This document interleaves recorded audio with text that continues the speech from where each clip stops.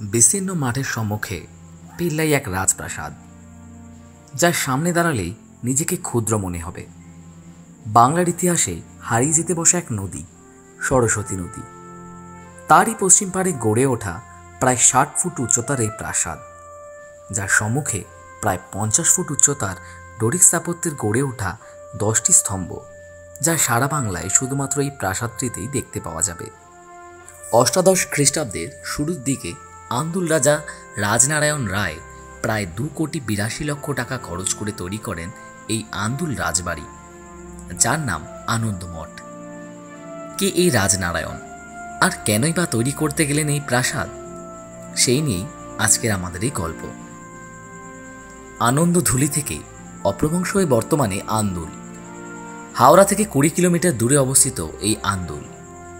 বর্তমানে আন্দুল হাওড়া জেলার অন্তর্গত হলেও 18 শতকের আগে আন্দুল ছিল হুগলি জেলার অন্তর্গত এবং তারও আগে ছিল 24 পরগনার অধীন। কিন্তু একদম শুরুর দিক থেকে বিচার করলে আন্দুল যখন মুসলমান রাজত্বের অধীন, তখন মজফরপুর ও বড়ু পরগনার অন্তর্গত ছিল। তখন আন্দুল ছিল এক বর্ধিষ্ণু গ্রাম, যার পাশ দিয়ে বয়ে যেত বাংলার প্রাচীন সরস্বতী নদী। বর্তমানে এই নদী না থাকলেও তা পরিবর্তন হয়েছে খালে, এখন যা সরস্বতী খাল। পরবর্তীকালে আন্দুলের সীমানা বাড়তে থাকলে তার মধ্যে চলে আসে আরও অনেক গ্রাম, যার মধ্যে অন্যতম মহিয়ারি গ্রাম। ব্রিটিশ আমলের শুরুর দিকে বাংলা যে সমস্ত ধনী জমিদার শ্রেণীর উদ্ভব হয়, তাদের মধ্যে আন্দুলে মোটামুটি 4টি বিখ্যাত জমিদার পরিবার বসবাস করতেন। আন্দুলের দত্ত চৌধুরী পরিবার, কর রায় পরিবার, যা পরবর্তীকালে হস্তান্তর হয় মিত্র পরিবারে, মল্লিক পরিবার ও মহিয়ারির কুণ্ডু চৌধুরী পরিবার। এদের মধ্যে সময়ের দিক থেকে বিচার করলে সবচেয়ে পুরনো দত্ত চৌধুরী পরিবার, যার সূত্র ধরেই বংশানুক্রমে অন্যান্য পরিবারগুলির সৃষ্টি। এদিকে পরবর্তীকালে আন্দুলের মল্লিক পরিবার হাওড়ার 10 আনা জমিদারের কিছু অংশ কিনে চলে আসেন, যেখানে তৈরি করেন তাদের কাছারি বাড়ি, যার প্রবেশদ্বার থেকে নামকরণ হয় হাওড়ার মল্লিক ফটক। কিন্তু আজকের এই গল্প তাদের নিয়ে নয়, আজকের গল্পটা আন্দুলের কর রায় পরিবারদের নিয়ে। এই কর রায় পরিবারই ধীরে ধীরে পরিচিত হয় আন্দুলের রাজ পরিবার। সময়টা অষ্টাদশ শতাব্দীর মধ্যভাগ। ব্রিটিশ ইস্ট ইন্ডিয়া কোম্পানির উকিল হিসেবে হুগলিতে নিযুক্ত হলেন আন্দুলের এক যুবক। মাইনে মাসিক 20 টাকা, উপরন্তু পিয়ন বাবদ 5 টাকা ও বাড়ি ভাড়া বাবদ 3 টাকা। পরে অবশ্য কাজকর্মে যুবকের উন্নতি দেখে কোম্পানি পাঠিয়ে দিলেন মুর্শিদাবাদে। বদলি হওয়ার মাইনে বেড়ে দাঁড়ালো মাসিক 70 টাকা ও বাড়ি ভাড়া ও পিয়ন বাবদ 28 টাকা।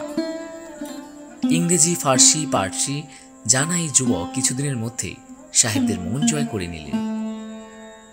মনে রাখতে হবে, সেই সময় ইস্ট ইন্ডিয়া কোম্পানির সর্বেসর্বা রবার্ট ক্লাইভ তার সুনজরে এলে যুবকের পদোন্নতি হয়। উকিল থেকে সোজাসুজি কোম্পানির দেওয়ান। আর এই যুবকটি হল আন্দুলের রামচরণ রায়, যার পূর্বপুরুষ ভুবনেশ্বর কর মুসলিম শাসনকালে রায় উপাধি লাভ করে কর রায়ের বংশ সূচনা করেন। 1757 খ্রিস্টাব্দে 23 জুন ব্রিটিশদের সাথে সিরাজের পলাশী যুদ্ধের শুরু ও কিছুক্ষণের মধ্যেই সিরাজের পতন। আর একই সাথে শুরু হলো মুর্শিদাবাদের অরাজকতা। ক্রমে ইংরেজ সৈনিকরা একে একে সিরাজের প্রাসাদ, অস্ত্রাগার, কোষাগার অধিগ্রহণ করল। সে সময়ও মুর্শিদাবাদের দেওয়ান পদে রয়েছেন আমাদের রামচরণ রায়। প্রবাদ আছে, ব্রিটিশ সরকারের বিশ্বস্ত কর্মী হওয়ায় সেই রাতেই বাংলার স্বাধীন নবাব সিরাজউদ্দৌলা কোষাগারের অগাধ সম্পত্তি নিয়ে সরস্বতী নদী মারফত এসে পৌঁছলেন আন্দুলে। পরবর্তী সময়ে 1765 খ্রিস্টাব্দ ব্রিটিশদের হাতে বাংলা, বিহার ও উড়িষ্যার দেওয়ানি লাভের পর দেশের রাজনৈতিক অবস্থার আমূল পরিবর্তন হতে শুরু করল। কোম্পানির বিশ্বস্ত কর্মচারীদের পদোন্নতি ও উপরি পাওনার পথ প্রশস্ত হল। এই সময় কলকাতার দ্বিতীয়বারের জন্য এলেন লর্ড ক্লাইভ। দিল্লির সম্রাট তখন দ্বিতীয়বার শাহ আলম। সম্রাটের ইচ্ছা কোম্পানির কিছু বিশ্বস্ত ব্যক্তিকে উপাধি প্রদান করবে। সেই মতো লর্ড ক্লাইভ বয়স্ক রামচরণের নাম সুপারিশ করলেন। রামচরণ তার পরিবর্তে তার জ্যেষ্ঠ পুত্র রামলোচনের নাম পেশ করলেন। শেষে লর্ড ক্লাইভ সুপারিশ অনুসারে 1766 খ্রিস্টাব্দের 2রা জানুয়ারি দিল্লির সম্রাট দ্বিতীয় শাহ আলম আন্দুলের রামলোচন রায়কে রাজা উপাধি ভূষিত করলেন এবং সঙ্গে একটি ঝালর দেওয়া পালকি। রাস্তায় বেরুলে সামনে কাড়া নাকড়া বাজবার অধিকার। 4 ফুট 7 ইঞ্চি দীর্ঘ ও 3 ইঞ্চি ব্যাসযুক্ত একটি কামান, যা এখন রয়েছে পাশে অন্নপূর্ণা দেবীর মন্দিরে, এবং সর্বশেষ 4000 সৈনিকের অধিনায়কত্ব করার অধিকার প্রদান করলেন।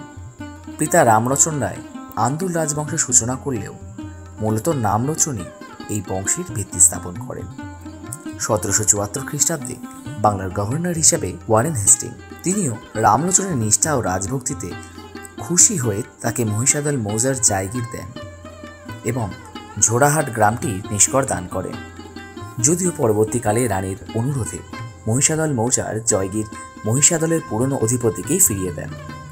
1777 খ্রিস্টাব্দে যখন রামলোচনের মৃত্যু হয়, তখন আন্দুল রাজ পরিবারের সম্পত্তির পরিমাণ ছিল 72 লক্ষ, হুন্ডি ও জমিদারিতে 18 লক্ষ, অলঙ্কার 25 লক্ষ টাকা আর 300 কোটির উপর ও একটি সোনার কলসি। রামলোচনের মৃত্যুর পর সিংহাসনে বসেন তার জ্যেষ্ঠ পুত্র কাশীনাথ রায়, যিনি তৈরি করেন অন্নপূর্ণা দেবীর মন্দির, যা এখনও রাজবাড়ির চত্বরের পাশেই দেখতে পাওয়া যায়।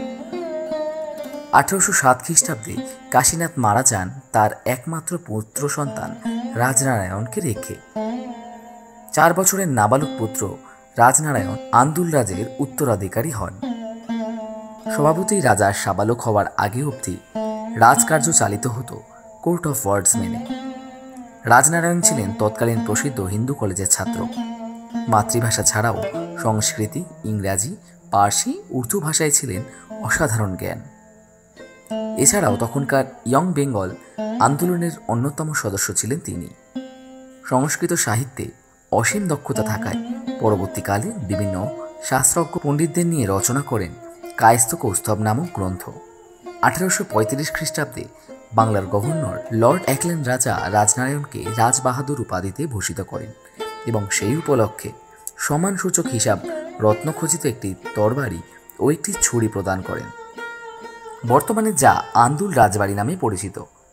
যার আসল নাম আনন্দধাম, তা আসলেই এই রাজা রাজনারায়ণ রায় বাহাদুরের সৃষ্টি। 1849 খ্রিস্টাব্দে রাজনারায়ণ রায়ের মৃত্যুর পর তার পুত্র বিজয় কেশব রায় উত্তরাধিকারী হন। জমিদারি ব্যাপারে বিজয় কেশব তেমনভাবে মনোযোগ দিতে পারেননি। শেষ বয়সে তিনি তন্ত্র সাধনার মধ্যে দিয়ে জীবন অতিবাহিত করেন। বিজয় কেশবের 2 পত্নী দুর্গাসুন্দরী ও নবদুর্গা, কিন্তু তাদের কোনো পুত্র সন্তান ছিল না। দুর্গাসুন্দরীর একটি কন্যা সন্তান হলেও জন্মের 2 বছরের মধ্যেই সন্তানটি মারা যায়। তাই নিঃসন্তান অবস্থায় 1879 খ্রিস্টাব্দে বিজয় কেশব মারা যান। রাজার মৃত্যুর পর সমস্ত সম্পত্তির অধিকারী হন তার 2 বিধবা রানী। এই অবস্থায় পরবর্তী প্রজন্মের উত্তরাধিকারীর জন্য দুজনেই আলাদা আলাদাভাবে দত্তক নেওয়ার ইচ্ছা প্রকাশ করেন। এ প্রসঙ্গে বলে রাখি, রাজবাড়ির অ্যাটর্নি নিমাইচরণ বসুর মারফত স্বামী বিবেকানন্দর বাবা বিশ্বনাথ দত্ত বিষয়টিকে জানতে পারেন। তিনি তার 2 পুত্র নরেন্দ্রনাথ ও মহেন্দ্রনাথ দত্তকে পুত্র হিসেবে গ্রহণ করার জন্য 2 রানীর কাছে আবেদন জানান। রানীর ইচ্ছা থাকলেও বিবেকানন্দের মা ভুবনেশ্বরী দেবী এই প্রস্তাব মেনে নিতে পারেননি। এদিকে একই রাজস্টেটে 2 দত্তক নেওয়া আদালত মানতে পারল না। প্রিভি কাউন্সিলের স্পেশাল বেঞ্চ এই দত্তক গ্রহণ অবৈধ সাব্যস্ত করেন। এদিকে বিজয় কাশ্যপের ঠাকুরদাদা রাজা কাশীনাথ রায়ের কন্যা ত্রিপুরা সুন্দরীর সঙ্গে বিয়ে হয়েছে কৃষ্ণনগরবাসী কালীপদ মিত্রের। আদালত জানতে পারে সেই বংশে রয়েছে পুত্র সন্তান। ত্রিপুরা সুন্দরীর পুত্র ক্ষেত্রকৃষ্ণ মিত্র। আদালতের আর এক আদেশে এই ক্ষেত্রকৃষ্ণ মিত্র আন্দুলের সমস্ত জমিদারির মালিকানা পান, আর এইভাবেই আন্দুলের রায় রাজ পরিবারের মিত্র পরিবারের আবির্ভাব ঘটেন। এরপর ক্ষেত্রকৃষ্ণ মিত্রের সময়কালে আন্দুলের জমিদারির আরও উন্নতি হয়। আন্দুল ছাড়াও অন্যান্য অনেক স্থানে মন্দির, রাস্তাঘাট, বিদ্যালয়, সেতু, হাসপাতাল প্রভৃতি জনহিতকারী কাজের জন্য সাধ্য মতন দান করে গেছেন ক্ষেত্রকৃষ্ণ মিত্র। 1907 খ্রিস্টাব্দে তিনি মারা গেলে তার জীবিত 2 পুত্র, জ্যেষ্ঠ পুত্র উপেন্দ্রনাথ ও কনিষ্ঠ পুত্র নগেন্দ্রনাথ সমস্ত সম্পত্তির অধিকারী হন। এরপর সম্পত্তির ভাগবাটোয়ারা হলে বড় তরফ ও ছোট তরফ নামে 2 ভাগে ভাগ হয়ে যায়। বড় তরফ অর্থাৎ উপেন্দ্রনাথ এবং ছোট তরফ অর্থাৎ নগেন্দ্রনাথ। ক্রমে রাজবাড়ির পূর্ব অংশে থাকতে শুরু করেন বড় তরফের উপেন্দ্রনাথের পরিবার ও রাজবাড়ির পশ্চিম অংশে থাকতে শুরু করেন ছোট তরফে নগেন্দ্রনাথের পরিবার। এ প্রসঙ্গে বলে রাখা ভালো, ছোট তরফের এক বংশধর চলে আসেন কলকাতার কালীঘাট অঞ্চলের, যেখানে তাদের নামানুসারে রয়েছে আন্দুল রাজ রোড, হাজরা কালীঘাট। বিভিন্ন পত্রিকা থেকে প্রাপ্ত তথ্য অনুযায়ী জমিদারি প্রথা বিলুপ্ত হওয়ায় আন্দুল বংশ মাত্র 12 লক্ষ টাকার ক্ষতিপূরণ পেয়েছিল। 1830 খ্রিস্টাব্দে এই রাজবাড়ি তৈরির কাজ শুরু করেন রাজা রাজনারায়ণ রায় বাহাদুর। রাজবাড়ি সম্পূর্ণ হয় 1834 খ্রিস্টাব্দে।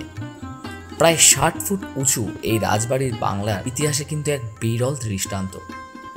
রাজবাড়ির সম্মুখে রয়েছে প্রায় 50 ফুট উচ্চতার ডোরিক স্থাপত্যের অনুকরণ গঠন করা 10টি প্রকাণ্ড স্তম্ভ, যা সারা বাংলায় শুধুমাত্র এই প্রাসাদে দেখতে পাওয়া যাবে।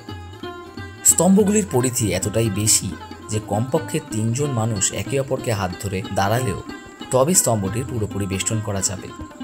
স্তম্ভগুলি পেরোলেই বাড়ির ভিতরে অংশটি গড়ে উঠেছে নাচঘর, যাকে ঘিরে রয়েছে প্রায় 16টি উঁচু স্তম্ভ।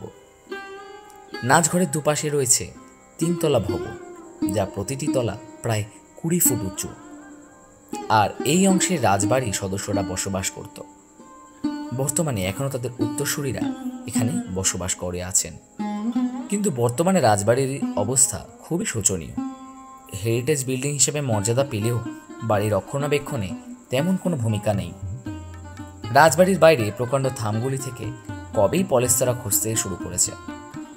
বাড়ির সামনের অংশে রয়েছে বিশাল আবর্জনা। রাজবাড়ির ভিতরে সে নাচঘর আর নেই। উপরের খোলা ছাদ দিয়ে বৃষ্টির জল ক্রমশ পড়তে থাকে। রাজবাড়ির বর্তমান মালিক অরুণাভ মিত্র জানিয়েছেন এ ব্যাপারে প্রশাসনিক অফিসাররা কয়েক দফা পর্যবেক্ষণ করে গেছেন, কিন্তু তা 2015 সালের ঘটনা। সেসব এখন ইতিহাসের পাতায়। সেই রাজাও নেই আর রাজার পাটও নেই, কিন্তু এখনো বাংলার ইতিহাসে আঁকড়ে ধরে আছে হাওড়ার বিখ্যাত এই আন্দুল রাজবাড়িকে।